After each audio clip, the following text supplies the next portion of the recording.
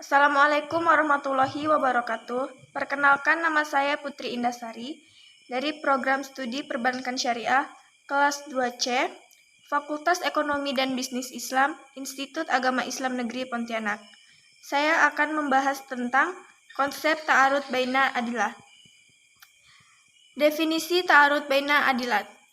Secara etimologis, ta'arud yaitu saling bertentangan, sedangkan secara terminologis, ta'arud yaitu pertentangan dua dalil antara satu dalil berbeda atau bertentangan dengan dalil lainnya. Dengan demikian, ta'arud bainal adilat adalah pertentangan antara beberapa dalil tentang suatu masalah tertentu.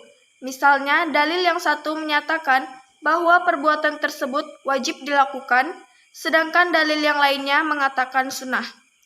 Menurut Dr. Wahbah Julaihi, tidak ada dalil nas yang saling bertentangan. Adanya pertentangan dalil syara itu hanya menurut pandangan mujtahid, bukan pada hakikatnya.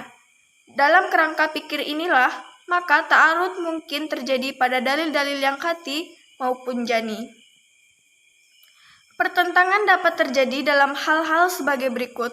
Yang pertama, pertentangan antara Al-Quran dengan Al-Quran. Yang kedua, pertentangan antara Al-Quran dan As-Sunnah. Yang ketiga, pertentangan antara As-Sunnah dan As-Sunnah.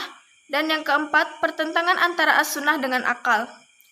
Yang kedua, unsur-unsur ta'arud bainal adilat. Pertentangan hanya dapat terjadi jika terpenuhi unsur-unsur sebagai berikut. Yang pertama, bahwa dalil yang bertentangan memiliki tingkatan kekuatan yang sama. Dalam arti yang satu tidak lebih kuat dari yang lain, misalnya sama-sama ayat Al-Quran, sama-sama hadis mutawir, atau sama-sama hadis ahad. Yang kedua, hukum yang lahir dari kedua dalil tersebut saling bertentangan. Misalnya, dalil yang satu menunjuk haram, dalil yang satu menunjuk halal. Yang ketiga, dalil yang bertentangan tersebut memiliki sasaran yang sama. Yang keempat, dalil yang bertentangan memiliki kesamaan pada segi waktu munculnya. Dengan demikian, pertentangan tidak terjadi jika terdapat perbedaan waktu datangnya dalil. Yang kelima, dalil yang bertentangan memiliki kesamaan baik pada segi materinya maupun pada segi sifatnya. Misalnya, tingkat kejelasan makna kedua dalil tersebut sama-sama pada tingkat mujmal atau sama-sama pada tingkat zahir. Yang ketiga yaitu kedudukan ta'arud baina adilat.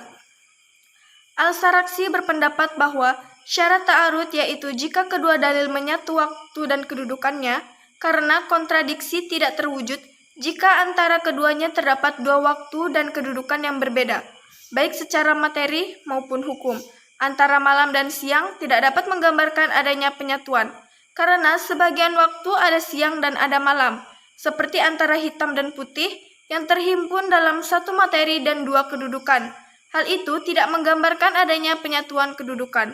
Oleh karena itu, terjadinya kontradiksi antara kedua dalil atau beberapa dalil harus terlebih dahulu melakukan pengkajian dari berbagai aspek, yaitu aspek sumber dalil, derajat dalil, materi atau temanya, waktu dan tempatnya.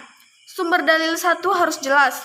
Dalil yang datangnya dari Allah Subhanahu wa Ta'ala termasuk qat'i al-subut, dan dalil yang datangnya dari Nabi termasuk hadis qat'i al-subut, dan dalil yang isi atau materi yang dibahas harus sama, serta waktu dan tempatnya harus sama.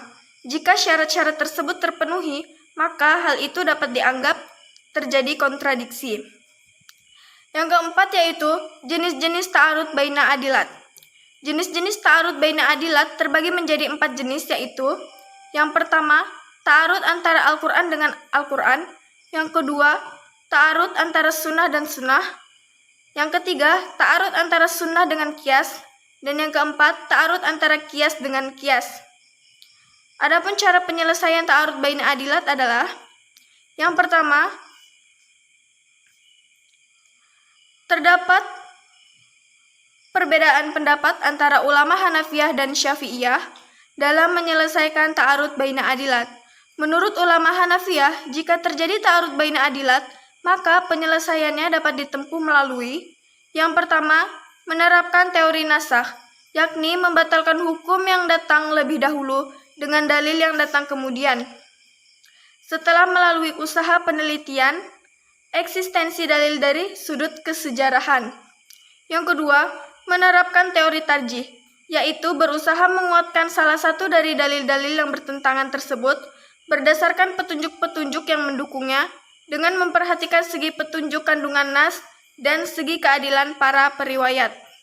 Yang ketiga, mengumpulkan dan mengompromikan dua dalil yang tampaknya bertentangan berdasarkan prinsip pengalaman dua dalil lebih utama dan pengabaiannya. Yang keempat, tasakut ad-dalil lain, yaitu menggugurkan dua dalil yang tampak bertentangan dan mencari dalil lain sekalipun derajatnya lebih rendah. Adapun menurut Syafi'iyah sebagaimana dijelaskan oleh Wahbah Julaihi, cara yang dapat ditempuh untuk menyelesaikan ta'arud baina adilat adalah sebagai berikut. Yang pertama, al-jam'u wa at-taufiq, yaitu mengumpulkan dan mengompromikan. Yang kedua, menetapkan teori nasakh atau pembatalan hukum. Yang ketiga, tarjih, yaitu menguatkan salah satu dalil atas yang lain. Yang keempat, takhyir, memilih salah satu dalil yang bertentangan. Dan yang terakhir, tawakuf, yaitu meninggalkan dua dalil yang bertentangan dan mencari dari dalil yang lain. Contoh penyelesaian ta'arud baina adilah. Salah satu contohnya yaitu contoh penyelesaian ta'arud dengan metode al-nasakh terdapat dalam surah Al-Baqarah ayat 180 yang artinya, diwajibkan atas kamu apabila seseorang di antara kamu kedatangan tanda-tanda maut, jika dia meninggalkan harta yang banyak, berwasiat untuk ibu bapak dan karib kerabatnya secara makruf, ini adalah kewajiban atas orang-orang yang bertakwa. Ayat tersebut dinasah oleh hadis Rasulullah SAW yang artinya, dari Abu Umamah Al-Bahili, ia berkata, aku mendengar Rasulullah SAW bersabda ketika khutbah Haji Wada, sesungguhnya Allah telah memberikan hak kepada setiap orang yang berhak, maka tidak ada wasiat kepada ahli waris. Sekian penjelasan dari saya. Terima kasih. Wassalamualaikum warahmatullahi wabarakatuh.